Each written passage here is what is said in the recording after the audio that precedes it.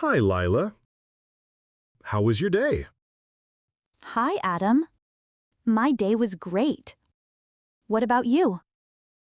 As for me, my day was just like me. Silent on the outside, but tumultuous within. I woke up early as usual, made my coffee, and sat by the open windows, watching the streets bustle past, unaware of my presence. I read a little, wrote 2 lines in my notebook, then decided to continue writing another day. You know, Lila, I've been thinking a lot these past few days. No, for the past few years. There's something holding me back. Something invisible, but always pulling me backward every time I try to move forward. It's like I'm running in place. At first, I thought it was bad luck. Then I blamed circumstances. But today, I confess, it's something within me. Its name is procrastination. Adam, what you're saying touches something deep inside me. Procrastination. How many dreams have we buried with our own hands beneath the cloak of not now, or tomorrow I will, or there's still time. You're not alone in this. I am too. Perhaps even more than you know.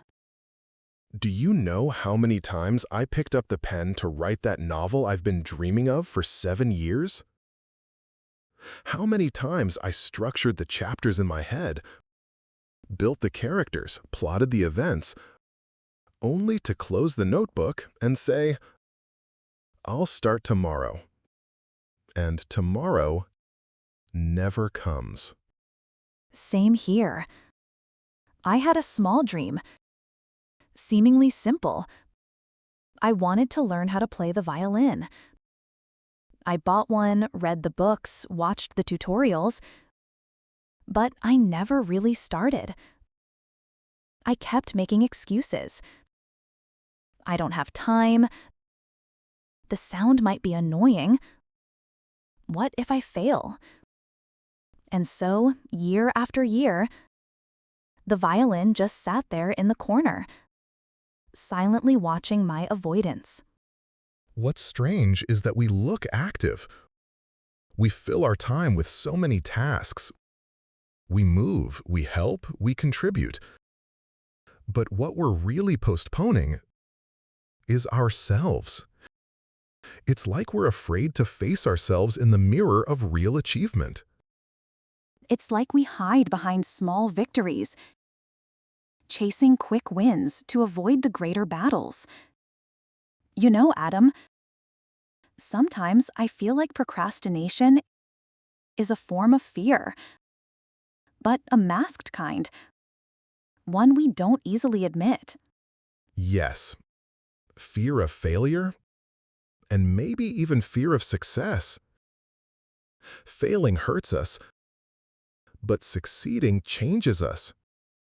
And both require courage we don't always have. Then a voice inside says, delay it, you're not ready yet. But are we ever truly ready? Is there such a thing as the perfect moment? Or are we just lying to ourselves? To avoid the shame of trying and failing? I once heard a saying, the right moment doesn't come. You create it. It moved me deeply. But still, I wait. So do I.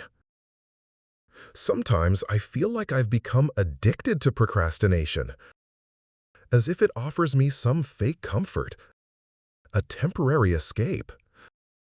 I avoid the pressure of decisions, avoid facing myself, avoid the weight of beginning.